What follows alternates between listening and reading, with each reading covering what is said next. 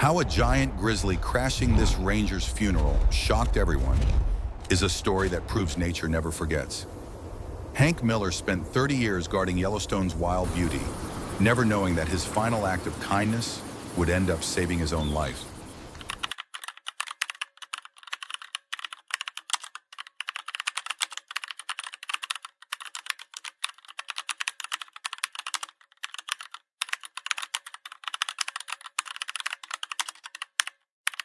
The air in the Lamar Valley was ice cold that morning. Hank and his rookie partner Tyler were moving through the thick pines, tracking a group of dangerous poachers. Suddenly, Hank saw them. They were aiming a high-powered rifle at a mother elk and her tiny spotted calf. Hank didn't wait. He stepped into the clearing and shouted. The elk bolted to safety, but the poachers turned their guns on Hank. A loud crack echoed through the mountains. A bullet struck Hank's heavy brass badge. He felt a hot, crushing blow and fell into the snow. Tyler ran to him, screaming for help, as the forest went silent. Hank's eyes closed as the cold mountain air took his final breath. The badge, the symbol of his life's work, was now bent and stained with red. Tyler's hands shook as he pressed his jacket against Hank's chest, but the heart beneath it felt like a stone. The poachers vanished like ghosts into the white trees, leaving behind only the smell of gunpowder and the chilling silence of a life cut short. But death was just the first door Hank would walk through that day. The scene at the hospital was a blur of white lights and cold floors. Sarah, Hank's wife of 40 years, sat in the waiting room. She clutched a cup of coffee she couldn't drink. She remembered the day they met, a simple summer fair where Hank had won her a stuffed bear. Now that memory felt like a knife. Their son, David, a lead surgeon, was in the trauma room with the team. David was a man of science, a man who believed in facts.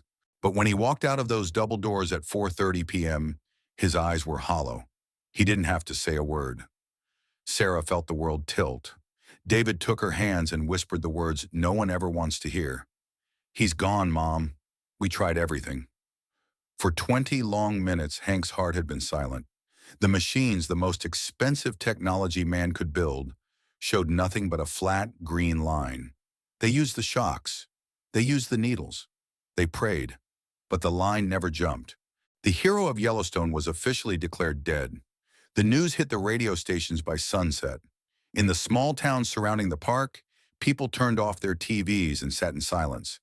Hank Miller wasn't just a ranger. He was the soul of the mountains. To think of Yellowstone without him was like thinking of the sky without the sun. The town prepared to bury a legend, but the wild was not ready to let him go. The day of the funeral was breathtakingly beautiful. A light snow fell over the peaks, and hundreds of people gathered on a high ridge. Sarah sat in the front row, clutching a folded American flag. The wooden casket sat on a metal frame, ready to be lowered into the cold earth. Just as the minister said, "Amen," a deep, earth-shaking roar came from the woods. Out of the shadows stepped a monster. It was Old Scar, a giant grizzly bear weighing 800 pounds. Panic broke out. People ran for their cars, screaming. Armed guards drew their rifles, their faces pale with terror. But the bear didn't charge. He didn't show his teeth. He walked with a strange, heavy limp directly toward the casket. He let out a long, low moan that sounded like a sob. He laid his massive head right on the lid of the coffin and curled his giant body around the gravesite. He growled softly at anyone who tried to step forward, standing as a silent, furry sentinel over the man he loved. The bear was guarding a secret that science had completely missed. The standoff lasted for what felt like hours. The local police and a SWAT team arrived, their rifles aimed at the bear's massive head. "We have to take the shot," a sergeant yelled. But Sarah stood up, her black veil fluttering in the wind. She walked toward the beast. "Don't hurt him," she cried. She saw the bear's eyes. They weren't the eyes of a killer. They were the eyes of a grieving friend. David followed his mother, his medical instincts fighting with his fear. He noticed the bear wasn't just sitting there. Old Scar was pressing his giant ear against the side of the wooden box. He was sniffing the gaps in the wood, his tail twitching in a way that David had only seen in dogs when they found something alive. David's heart began to hammer against his ribs. He remembered a rare medical phenomenon, a state of deep suspended animation, where a shock to the chest could slow the heart to a single beat every few minutes. He looked at the bear. "Wait!" David shouted to the officers. He stepped closer to the casket. The bear didn't growl at him. Old Scar looked at David and stepped aside just a few inches. David put his ear to the wood. He closed his eyes and prayed for the wind to stop. And then he heard it, a faint, rhythmic scratch from the inside.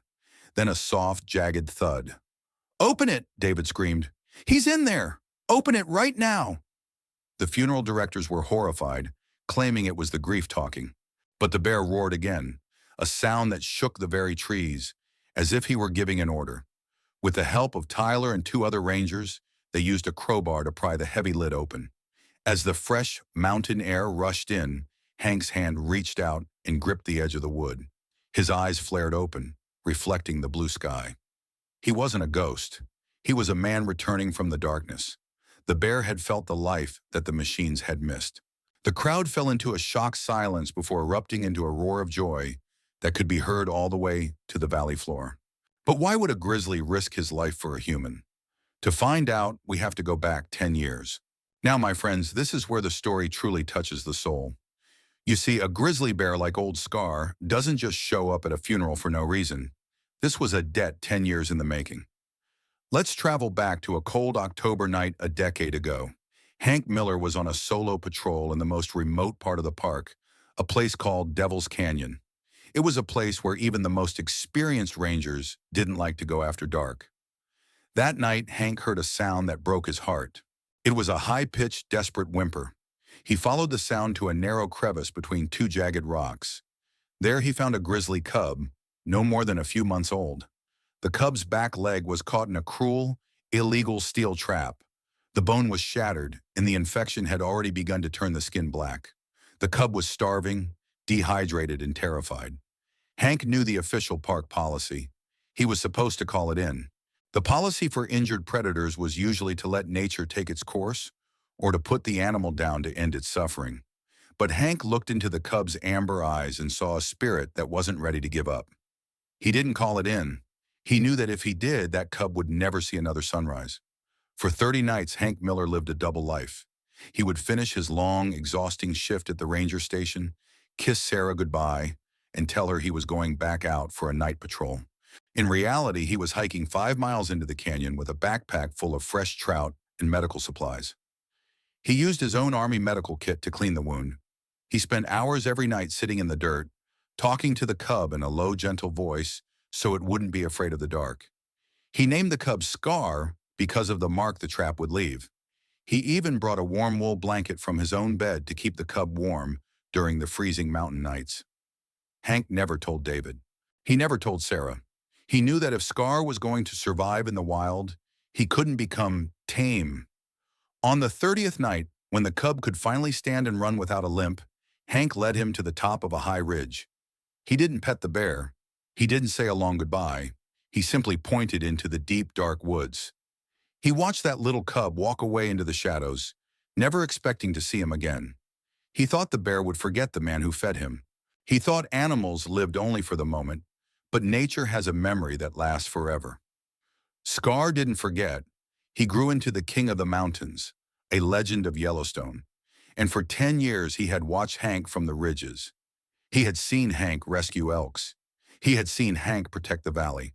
And on the day of the shooting, Scar was in the bushes. He had seen his friend fall. He had followed the scent of the casket because he refused to let the man who saved him be buried alive. But there was another miracle waiting for Hank back at the clearing. As Hank began his long recovery in the hospital, the story of the Resurrection Ranger went viral. People from all over the world sent flowers and cards. But Hank didn't care about the fame. He only cared about the wild. While he was sitting in his hospital bed, Tyler came to visit him. Tyler looked different. He had grown up in the weeks since the shooting. "Hank," Tyler said, his voice trembling, "I went back to the clearing, to the spot where you were hit." Hank looked up, his eyes curious. "What did you find, son?" "The poachers are gone," Tyler said. "But the elk, the mother and the calf, they're still there. They haven't left that clearing in 3 weeks. They're grazing right where you fell. And Hank, they're not alone." Tyler pulled out his phone and showed Hank a photo. It was a grainy image taken from a distance. In the photo, the mother elk and her calf were grazing peacefully, and just 20 yards away, sitting in the tall grass like a guardian dog, was Old Scar. The predator and the prey were sitting together in peace. It was as if a truce had been called in honor of the man who saved them both. The bear wasn't hunting them. He was protecting them because he knew they were precious to Hank. Hank felt a tear roll down his cheek. He realized then that his life's work hadn't just been about enforcing rules. It had been about building a bridge between the world of men and the world of the wild. He had shown the forest kindness, and now the forest was returning that kindness 1,000-fold. Justice was coming for the poachers, but it wouldn't come from a courtroom. Now you might be wondering what happened to the men who shot Hank. Well, the law was looking for them, but Old Scar found them first. 2 weeks after the shooting, the local sheriff received a strange 911 call from a remote cabin near the park boundary. When the deputies arrived, they found 3 men huddled on the roof of their cabin, shaking with fear. Their trucks had been torn apart, the doors ripped off like they were made of paper. All their hunting gear had been smashed into splinters. The men were crying, begging to be arrested. They told the deputies that a devil bear with a scar on its leg had been circling their cabin for 3 days. It wouldn't let them leave. It would roar every time they tried to reach for a gun. They were so terrified that they confessed to everything right there on the spot. They told the sheriff exactly where they had hidden the illegal trophies and the rifle they used to shoot Hank. They didn't care about going to jail. They just wanted to be away from that bear. Old Scar had delivered his own brand of justice, ensuring that the men who hurt his friend would never hurt another living thing in his woods again. The final meeting between the man and the beast is something you will never forget. 6 months later, Hank was finally back home. He had a metal plate in his chest and a limp in his walk, but his spirit was stronger than ever. He was officially retired now, spending his days on the porch of his log cabin, watching the eagles fly over the valley. Sarah was in the kitchen making her famous apple pie, the smell of cinnamon drifting through the air. It was a quiet Tuesday evening, the kind of evening that makes you feel grateful just to be breathing. Suddenly, the wind changed. The birds in the yard went silent. Hank felt a familiar presence. He didn't reach for a gun. He didn't even call for Sarah. He just sat back in his rocking chair and waited. Out of the trees at the edge of the yard, a massive silver-tipped head appeared. It was Old Scar. The bear was even larger now, his fur shimmering in the golden light of the setting sun. He walked slowly across the grass, stopping just 5 feet from the porch steps. Sarah came to the door, her breath catching in her throat, but Hank gave her a small, reassuring wave. The giant Grizzly stood up on his hind legs, towering over the porch. He looked down at the man he had saved. Hank looked up at the bear he had rescued 10 years ago. For a long minute, neither of them moved. There was a deep, silent communication happening between them, a language of the heart that needs no words. Then the bear did something that made Sarah burst into tears. He took a single, heavy step forward and leaned his massive head down. He gently pressed his cold, wet nose against Hank's hand. It was a soft, brief touch, a final seal on a bond that had defied death itself. Hank smiled, his eyes wet with tears. "We're even now, old friend," he whispered. Old Scar let out a soft huff of breath, turned around, and walked back toward the mountains. He didn't look back. He had seen what he needed to see. His friend was safe. His friend was home. Hank watched the giant shadow disappear into the pines until there was nothing left but the sound of the wind. Hank lived for another 20 years, becoming a living legend in Yellowstone. He spent his time teaching young rangers that the wild isn't something to be feared or conquered. It's a community. And when you show that community kindness, it will never ever forget you. Every year on the anniversary of the funeral, Hank would leave a fresh trout on a specific flat rock at the edge of the canyon. And every year by morning, the trout would be gone, replaced by a single large grizzly track in the dirt. This story is a reminder that the world is full of wonders we cannot explain with science alone. It's a reminder that every small act of kindness, every animal you help, every hand you hold, creates a ripple of light that can find its way back to you when you are in your darkest hour. If Hank and Old Scar's story touched your heart today, please leave a comment below. We want to hear about the animals in your life who have shown you the meaning of loyalty. Do you believe that nature has a soul? Tell us your thoughts. And if you're looking for more stories that will restore your faith in humanity and the world around us, please click the video on your screen right now. Don't forget to hit the subscribe button and the notification bell so you never miss a moment of hope. Thank you for being a part of our community. We'll see you in the next story. Goodbye for now and stay kind.